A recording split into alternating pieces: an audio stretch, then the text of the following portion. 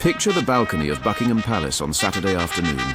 The red tunics, the bearskins below, a king and his queen at the very centre, waving to a sea of people stretching all the way down the mall. Children leaning over the gilded rail, a roar of jets overhead trailing red, white and blue. By every appearance, a perfect portrait of a family and a monarchy, entirely at ease with itself. But if you look closely at who is standing where and who is not standing there at all, that photograph begins to tell a rather different story. Because a royal balcony is never just a balcony. It is a carefully arranged map. Every place on it is decided in advance, and every absence from it means something. So today you and I are going to do what the cameras did not. We are going to slow down, freeze the frame, and read that single image the way a detective reads a room. 3 questions, 1 photograph, and a few answers that the smiles were not quite designed to give away. Welcome back to Richard Valentin. I am Richard, and I am very glad to have you with me today. Pour yourself something warm, settle in, and let us examine this together properly. This is going to be a slightly different kind of episode. Less a retelling of events, more an investigation into what those events might quietly be telling us. Here is what we are looking at. On Saturday the 13th of June, the nation marked Trooping the Colour, the King's official birthday parade. It was, on the surface, the same grand spectacle it always is. But it arrived at a curious moment, just days after a bruising report into royal finances, and in the middle of a long and uncertain chapter for the King's own health, which makes this year's parade less a celebration to describe and more a puzzle to solve. So I want to lay down a promise before we start, because it matters for a story like this. I'm going to be very clear at every turn about what we actually know and what I am merely reading into things. When something is confirmed, I will say so plainly. When something is reported but unproven, I will flag it. And when I am simply offering my own interpretation, I will tell you that too, so you are never in any doubt about which is which. With that understanding between us, let us begin.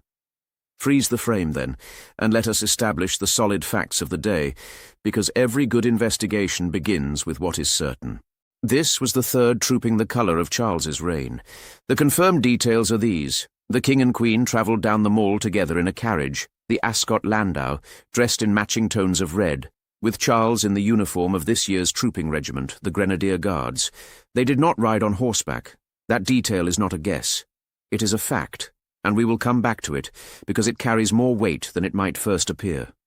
Riding on horseback, by contrast, were 3 other senior figures. The Prince of Wales in his role as a royal colonel, the Princess Royal, the King's sister Anne, and the Duke of Edinburgh, the King's youngest brother. Each rode a named horse, each in a ceremonial military role they have held for years.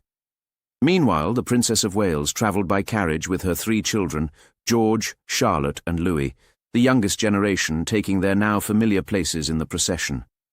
And then the balcony. When the family gathered for the flypast, the confirmed lineup included the King and Queen at the centre, the Prince and Princess of Wales and their 3 children, the Princess Royal and her husband Sir Timothy Lawrence, the Duchess of Edinburgh and the Duke and Duchess of Gloucester. Also present, and I will return to him later because his presence matters, was the Duke of Kent, a cousin of the late Queen, now 90 years old. Those are the facts. No interpretation yet, just the photograph, described exactly as it was. Now comes the interesting part, which is learning to read it. Let me explain how I'm going to work through this, because it is the method that keeps a story like this honest. Think of it as a ladder of certainty. On the bottom rung sits what is confirmed, the things we can see and that the palace has stated. On the middle rung sits what has been reported by credible outlets but not officially confirmed. And on the top rung, the most slippery one, sits interpretation, my reading of what it all might mean. Every claim I make today belongs on one of those 3 rungs, and I will always tell you which. Keep that ladder in your mind, and you will never be misled, by me or by anyone else telling these stories. I labour this point for a reason. So much of what circulates about the royal family blurs those 3 rungs together on purpose. A flicker of interpretation gets dressed up as established fact. A single anonymous claim gets repeated until it hardens into something that sounds like truth. The whole craft of telling these stories responsibly lies in keeping the rungs apart, and in trusting you, the viewer, to handle the difference. You do not need me to flatten everything into false certainty. You are perfectly capable of holding an open question in your mind, and frankly, the open questions are the interesting ones anyway. Study, now, the first and most delicate question. What does the King's carriage tell us about the state of his recovery? Let us stay on the bottom rung of the ladder for a moment, with the confirmed facts. The King travelled by carriage rather than on horseback. This is now the 3rd year running that he has done so. In his very first trooping as monarch, back in 2023, he rode on horseback, becoming the first sovereign in decades to do so. Since then, every year, he has chosen the carriage instead. Credible reporting has indicated that he is not expected to ride at the parade again. Those are the established facts, and on their own they tell a quiet story of a man pacing himself. There is a small but telling contrast worth pausing on, and it is entirely factual. On the same morning that the King rode by carriage, 3 other senior royals rode on horseback. His sister, the Princess Royal, who is herself in her 70s, sat tall in the saddle as she has for decades. His younger brother did the same, and his son and heir rode out as a colonel at the head of his regiment. So the carriage was not a family-wide concession to age. It was the King's own particular arrangement. That distinction matters because it tells us this was a decision tailored to one man's circumstances, rather than a general retreat by the older generation as a whole. Now let me add the wider context, still firmly sourced. The King has been living with cancer since his diagnosis was announced in February of 2024.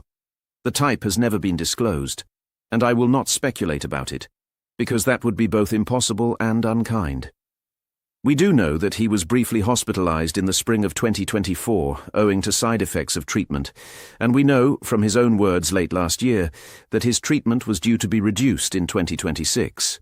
So the backdrop to this carriage ride is a long, ongoing and carefully managed recovery. Here is where I climb to the top rung of the ladder, and I want you to hear me clearly. What follows is interpretation, not fact. To my eye, the carriage is not a symbol of decline. It is a symbol of sense.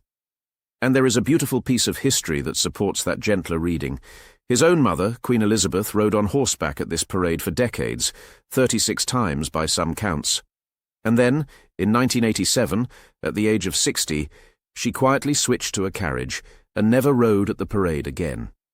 Yet she went on to reign for another 35 years. She even continued riding horses privately, well into her 90s.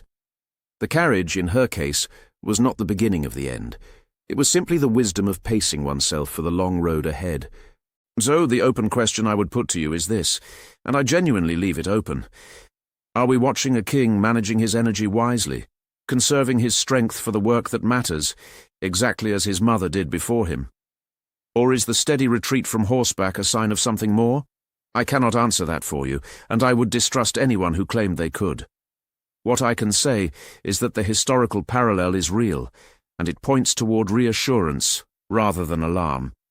The rest for now is unknown, and honest storytelling means letting it stay unknown. There is a broader point here about how we read royal health, and it applies far beyond this one carriage. The palace, by long tradition, shares very little.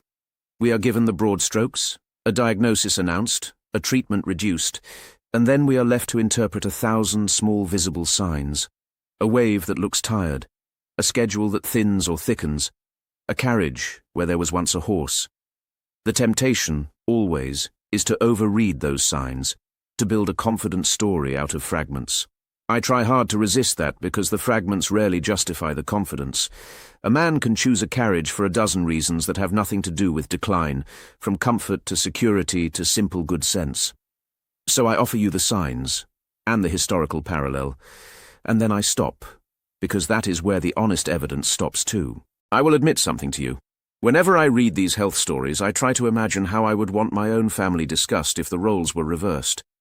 It keeps me careful. A carriage is a carriage. It is not a diagnosis, and I will not pretend it is one. Scan, next, the balcony itself, person by person, because the second question is hiding in plain sight. Who was standing there? And just as importantly, who was not? Start again with the confirmed facts, the bottom rung.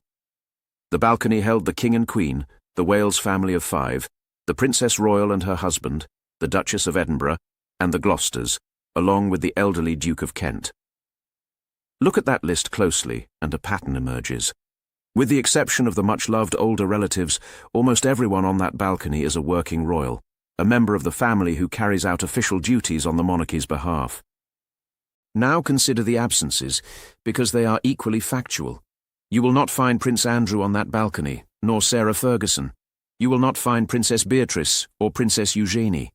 And, as has been the case for years now, you will not find the Duke and Duchess of Sussex. The balcony in recent times has followed an unwritten but consistent rule.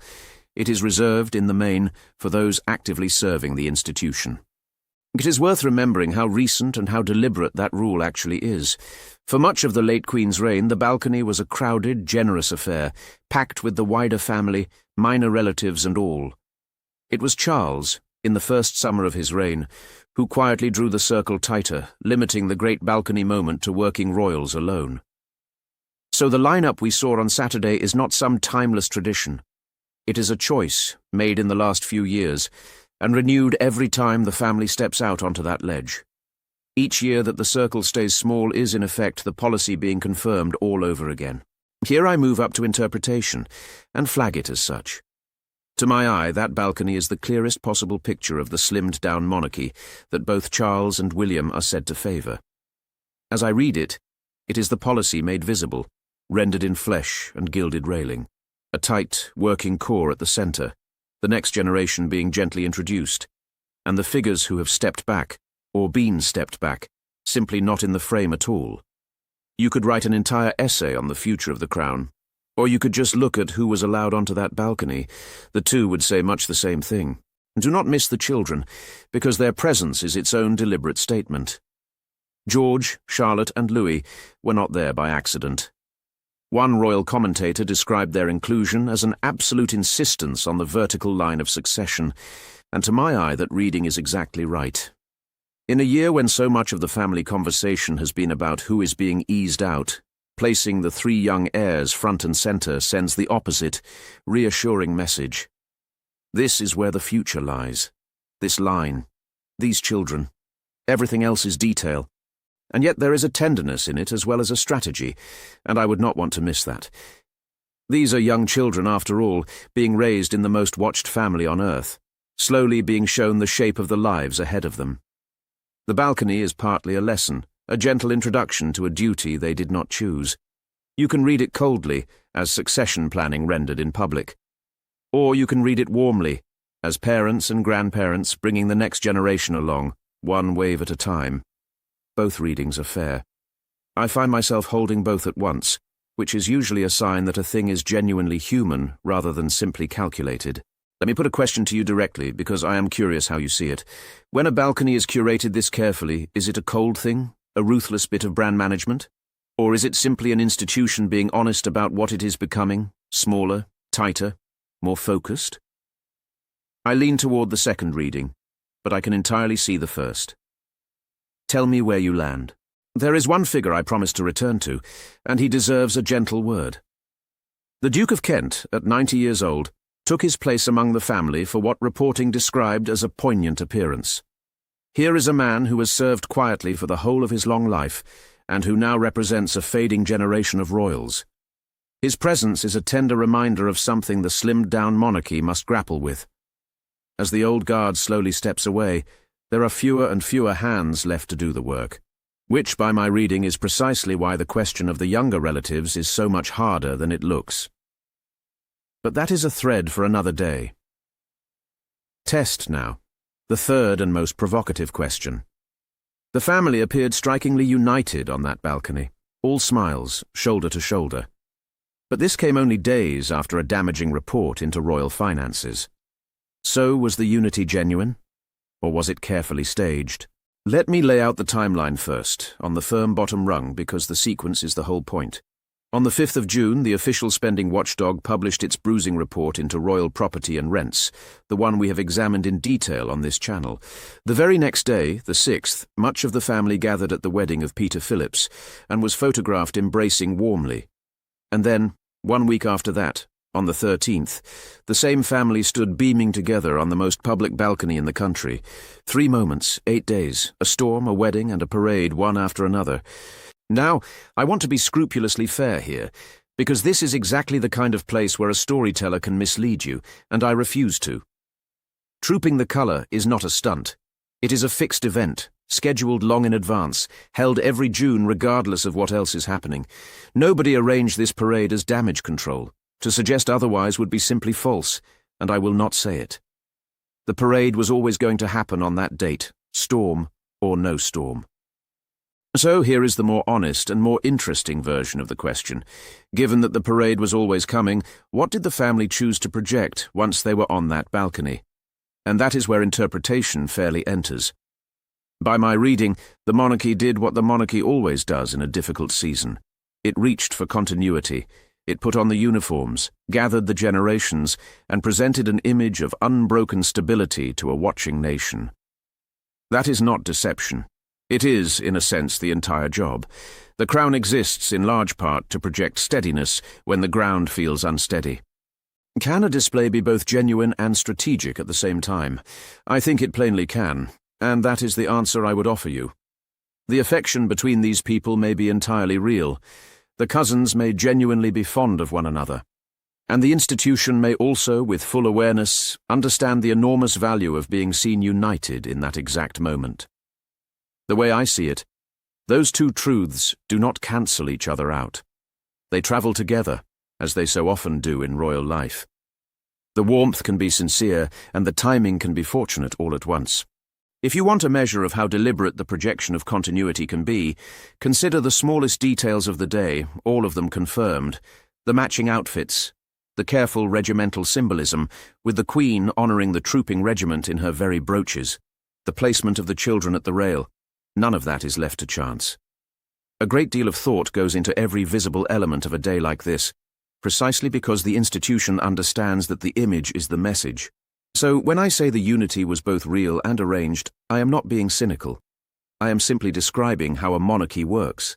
It feels, and it also stages the feeling, because the staging is part of how it reassures a country. Think of it like a family closing ranks for a portrait after a hard week at home. The smiles in the photograph are not lies. The love is real. And yet everyone in the frame also knows, quietly, that the picture matters, that it will be seen, that it says we are all right to anyone who feared otherwise. That, the way it looks to me, is what we were looking at on Saturday. Not a performance of unity papering over a void. A real family, choosing to stand together, fully aware that the standing together was itself the message. Assemble now the three answers into a single picture, because separately they are interesting, but together they tell us where the monarchy actually stands. Lay them side by side. Question 1, the carriage, gave us a king pacing himself with quiet wisdom, his trajectory genuinely uncertain, but his approach echoing his own mother's long and steady example. Question 2, the balcony lineup, gave us the slimmed-down monarchy made visible, a tight working core with the next generation pushed gently forward, and the controversial relatives left out of frame. And question 3, the unity, gave us an institution doing what it has always done, projecting continuity through a difficult patch, sincerely and strategically at the same time. Put those three readings together, and a single theme emerges, at least to my eye. This is a monarchy in transition, managing that transition with enormous care. An older king, conserving his strength. A future king, increasingly visible and shaping the institution's direction. A young generation, deliberately spotlighted, and a deliberate, disciplined narrowing of who counts as central. The balcony on Saturday was not a celebration frozen in time. It was a snapshot of a crown actively reinventing itself, one carefully chosen detail at a time. Notice how little of that required any rumour or invention to arrive at. I have not had to fabricate a single private conversation, or invent a single quote, or pretend to know a single thing I do not.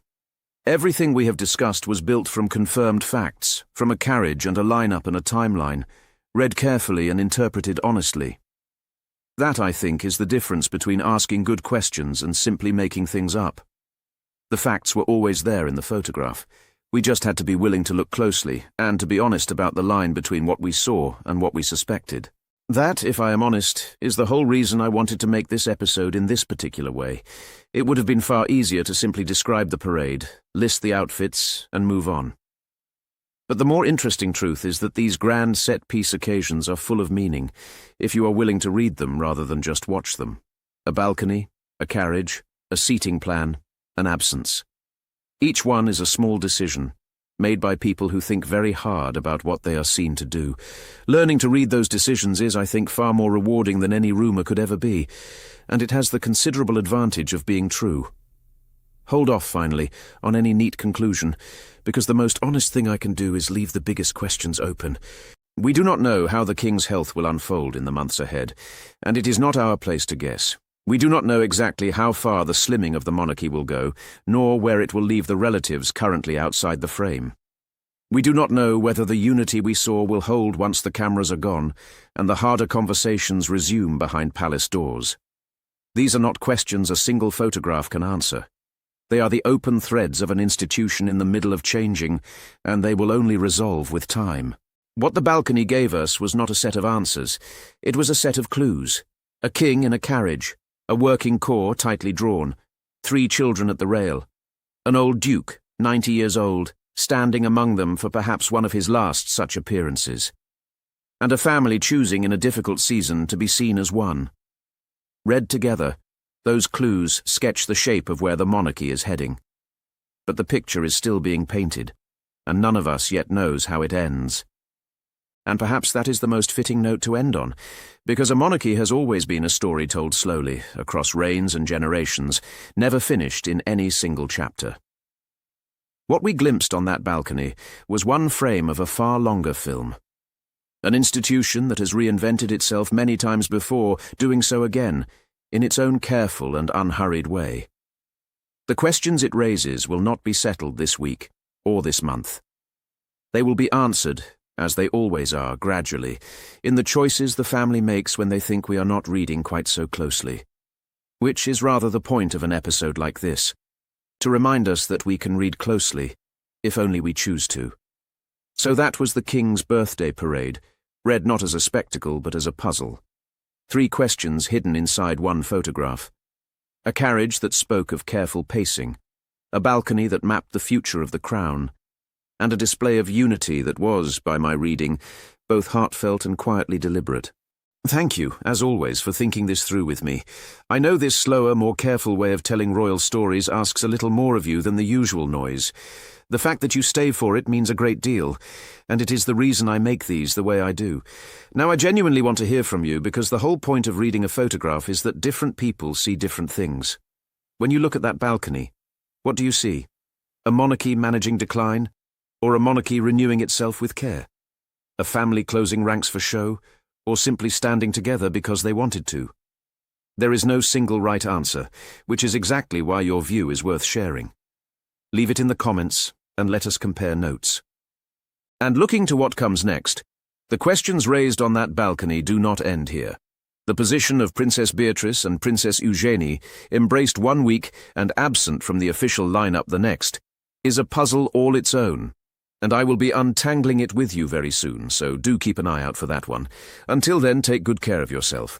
This has been Richard Valentin. I am Richard, and I will see you in the next one.